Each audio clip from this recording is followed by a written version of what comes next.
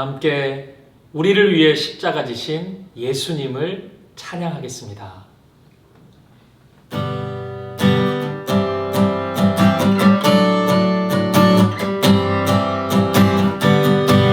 주의 이름 높이며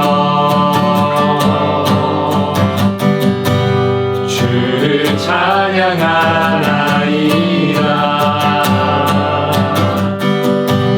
나를 구하러 오신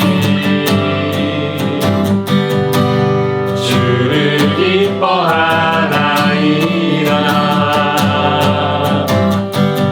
하늘 영광 버리고 이 땅 위에 십자가를 지시고 죄 사했네.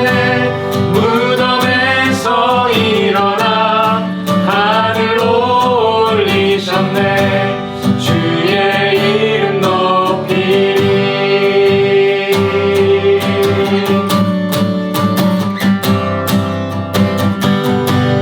주의 이름 높이며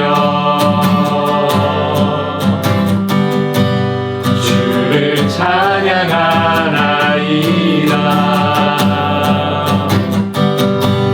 나를 구하러 오신 주를 기뻐하나이다.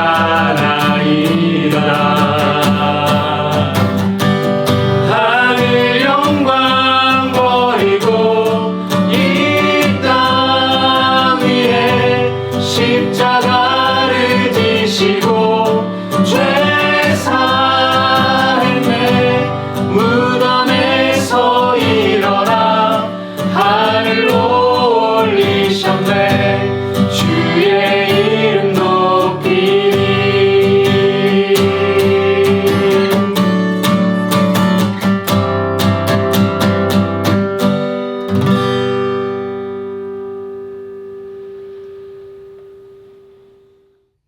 요한복음과 함께하는 21일의 사귐 15번째 아침입니다.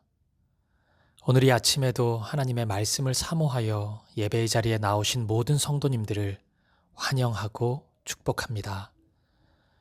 오늘은 대학 수학능력 시험이 있는 날입니다. 35명의 우리 사귐의 교회 수험생 자녀들이 긴장하지 않고 시험 잘 치를 수 있기를 축복합니다. 혹시 이 새벽 말씀과 기도의 자리에 나온 수험생들이 있다면 온 마음을 다해 축복하고 싶습니다. 얘들아, 긴장하지 말고 실력 발휘 잘 하길 바란다. 목사님이 응원할게.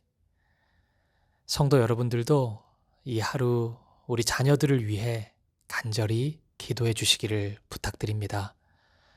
하나님의 말씀 보시겠습니다. 이 시간 우리에게 주신 하나님의 말씀은 요한복음 15장 1절부터 12절까지 말씀입니다. 오늘 성경 봉독은 사귐의 교회 직장 2여 다락방에 속해 있는 권은희 성도님이 수고해 주시겠습니다. 나는 참 포도나무요 내 아버지는 농부라. 무릇 내게 붙어 있어 열매를 맺지 아니하는 가지는 아버지께서 그것을 제거해 버리시고 무릇 열매를 맺는 가지는 더 열매를 맺게 하려 하여 그것을 깨끗하게 하시느니라. 너희는 내가 일러준 말로 이미 깨끗하여졌으니 내 안에 거하라. 나도 너희 안에 거하리라. 가지가 포도나무에 붙어 있지 아니하면 스스로 열매를 맺을 수 없음같이 너희도 내 안에 있지 아니하면 그러하리라. 나는 포도나무요 너희는 가지라. 그가 내 안에 내가 그 안에 거하면 사람이 열매를 많이 맺나니 나를 떠나서는 너희가 아무것도 할 수 없음이라. 사람이 내 안에 거하지 아니하면 가지처럼 밖에 버려져 마르나니 사람들이 그것을 모아다가 불에 던져 사르느니라. 너희가 내 안에 거하고 내 말이 너희 안에 거하면 무엇이든지 원하는 대로 구하라. 그리하면 이루리라. 너희가 열매를 많이 맺으면 내 아버지께서 영광을 받으실 것이요 너희는 내 제자가 되리라. 아버지께서 나를 사랑하신 것 같이 나도 너희를 사랑하였으니 나의 사랑 안에 거하라. 내가 아버지의 계명을 지켜 그의 사랑 안에 거하는 것 같이 너희도 내 계명을 지키면 내 사랑 안에 거하리라. 내가 이것을 너희에게 이름은 내 기쁨이 너희 안에 있어 너희 기쁨을 충만하게 하려 함이라. 내 계명은 곧 내가 너희를 사랑한 것 같이 너희도 서로 사랑하라 하는 이것이니라. 아멘. 오늘 본문의 말씀은 순환주간의 마지막 순간인 목요일 밤에 예수님께서 제자들과 함께 포도원을 지나면서 제자들의 마음을 다잡기 위한 목적으로 주신 말씀입니다. 이 기간 제자들은 여차하면 예수님 곁을 떠나야겠다고 생각하고 있었습니다. 이미 예수님께서는 요한복음 13장에서부터 매우 노골적으로 십자가의 죽음을 말씀하신 상황이었습니다.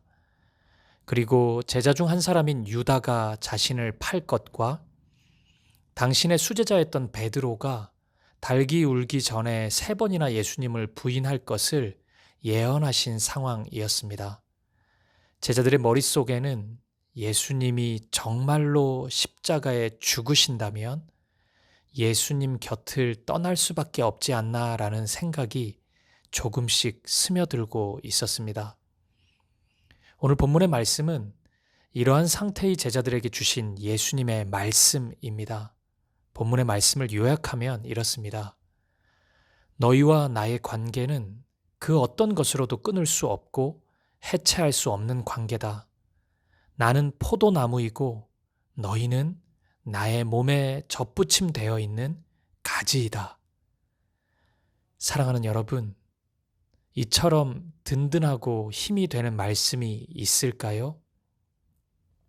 오늘 예수님께서 제자들을 이렇게 위로하셨다면 우리를 향한 예수님의 마음도 동일할 것입니다. 오늘 예수님이 떠난 것 같이 느껴지는 절망의 시간을 보내고 있는 분들이 있으세요? 또는 이제 곧 예수님이 떠나실 것 같은 두려움이 찾아온 분이 있으십니까? 우리와 예수님의 관계는 그런 식으로 끊어지는 관계가 아닙니다. 예수님은 포도나무요, 우리는 가지입니다. 그렇기에 이 세상의 그 무엇이 예수님과 우리를 끊을 수는 없습니다. 그 무엇도, 그 누구도 그런 식으로 예수님과 우리 사이에 끼어들 수는 없는 것입니다. 그러니 여러분, 염려하지 마십시오. 세상 끝날까지 우리는 예수님 안에 거하게 될 것입니다. 바울은 로마서 8장에서 바로 이 사실을 매우 확신 있게 말씀해 줍니다. 조금 긴 말씀이지만 로마서 8장 35절에서 39절 말씀을 읽어드리겠습니다. 누가 우리를 그리스도의 사랑에서 끊으리요? 환난이나 곤고나 박해나 기근이나 적신이나 위험이나 칼이랴. 기록된 바 우리가 종일 주를 위하여 죽임을 당하게 되며 도살당할 양같이 여김을 받았나이다 함과 같으니라. 그러나 이 모든 일에 우리를 사랑하시는 이로 말미암아 우리가 넉넉히 이기느니라. 내가 확신하노니 사망이나 생명이나 천사들이나 권세자들이나 현재 일이나 장래 일이나 능력이나 높음이나 깊음이나 다른 어떤 피조물이라도 우리를 우리 주 그리스도 예수 안에 있는 하나님의 사랑에서 끊을 수 없으리라. 사랑하는 여러분, 예수님께서 여러분을 사랑하십니다. 그리고 이 세상의 그 무엇도 그 누구도 그 사랑에서 여러분을 끊을 수 없습니다. 그 사랑의 온전함을 믿고 확신하는 저와 여러분 되기를 간절히 축복합니다. 그런데 여러분, 오늘 본문의 말씀이 단순히 제자들이나 우리를 향한 격려 차원의 의미만 가지고 있는 것은 아닙니다. 예수님과 우리 자신, 더 넓게는 예수님과 교회의 모습을 그려주는 매우 선명한 진리의 말씀입니다. 두 가지로 생각해 보겠습니다. 첫째, 예수님과 나의 모습입니다. 본문 5절 말씀을 보시겠습니다. 나는 포도나무요 너희는 가지라. 그가 내 안에 내가 그 안에 거하면 사람이 열매를 많이 맺나니 나를 떠나서는 너희가 아무것도 할 수 없음이라. 내 삶의 열매는 나 자신의 노력으로 이루어지지 않습니다. 거룩, 정결함, 순결함, 온유, 겸손, 긍휼과 같은 선한 열매는 더욱더 그렇습니다. 오직 포도나무 되신 예수님으로부터 나오는 것입니다. 따라서 열매 맺는 삶을 위해 굳이 내가 해야 하는 일이 있다면 단 하나입니다. 포도나무 되신 예수님께 꼭 붙어 있는 것입니다. 그러면 포도나무의 뿌리로부터 흘러나온 진액이 가지인 나에게 전달될 것입니다. 그렇게 되면 우리는 반드시 열매를 맺게 됩니다. 선하고 아름다운 믿음과 사랑의 열매가 반드시 나타나게 됩니다. 사랑하는 여러분, 우리가 쉽게 속을 수 있는 것이 있습니다. 지금 눈에 보이는 열매를 보며 내 속사람의 생명을 진단하고 판단하는 것입니다. 그런데 여러분, 현재 가지에 열매는 많이 달려 있지만 어느 순간 부러져 버린 채 포도나무에서 분리되어 있다면 어떻습니까? 그 모습을 살아있는 것이라 할 수 있을까요? 그렇지 않습니다. 그 모습은 죽은 모습입니다. 하지만 반대로 가지에 아무것도 달려있지 않은 것처럼 보이지만 포도나무에 분명히 붙어 있다면 그 가지는 살아있는 가지라고 말할 수 있을 것입니다. 오늘 여러분은 어떻습니까? 오늘 여러분은 살아있는 가지입니까? 사랑하는 여러분, 포도나무 되신 예수님께 꼭 붙어 있으십시오. 그 사랑 안에 거하십시오. 그러면 여러분은 반드시 열매 맺는 삶을 살게 될 것입니다. 둘째, 오늘 본문을 통해 우리는 교회의 모습을 엿볼 수 있습니다. 예수님은 나는 포도나무요, 너희는 가지라 이렇게 말씀하셨습니다. 여기서 주목하고 싶은 표현은 너희입니다. 예수님은 너는 가지라고 하지 않으시고 너희는 이라고 말씀하십니다. 다시 포도나무 비유를 그려보십시오. 포도나무에 나 혼자 붙어 있는 것이 아닙니다. 가지 하나만 있는 것이 아니라 여러 개의 가지가 함께 붙어 있습니다. 수많은 가지가 하나의 포도나무에 접붙임되어 있는 것입니다. 이것이 바로 신앙생활이고 이것이 바로 교회의 모습입니다. 우리는 이렇게 하나로 부름을 받았습니다. 한 몸이 되었습니다. 그렇기에 우리는 서로 사랑해야 하는 것입니다. 본문의 12절 말씀을 보시겠습니다. 내 계명은 곧 내가 너희를 사랑한 것 같이 너희도 서로 사랑하라 하는 이것이니라.